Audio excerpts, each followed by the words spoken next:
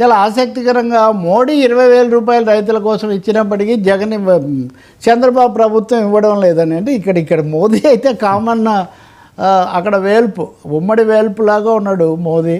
నిజానికి అది కూడా మళ్ళీ వేరే అంశం మోదీ పాలన మీద కూడా. కాబట్టి జగన్ కొంత కదలికలోకి వెళ్ళటం దీని గురించి ముందుగా ప్రకటించిన కార్యక్రమం ఇది.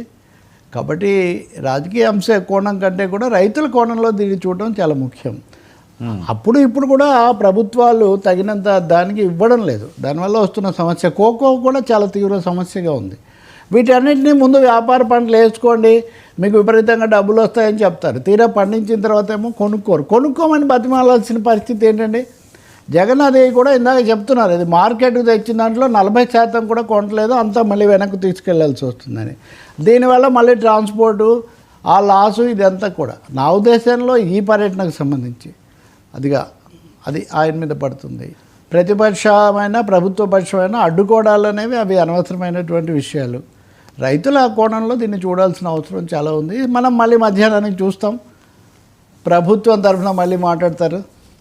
ఇవన్నీ కూడా లేని దాన్ని పెద్ద చేస్తున్నారు అది ఇదని. మొన్ననే చంద్రబాబు కూడా ఉత్తర్వులు ఇచ్చి 500 కోట్లను కేటాయిస్తున్నాము, దానికి ఏదో మీరు కొనండి అని చెప్పడం కూడా జరిగింది. అంటే సమస్య ఉంది ఇక్కడ. కాబట్టి వెళ్ళటం ప్రజా సమస్యల మీదకి వెళ్తే చాలా మంచిదండి. ఎంతసేపు రాజకీయ వివాదాలు వీటిలో మునిగితే లేకంటే.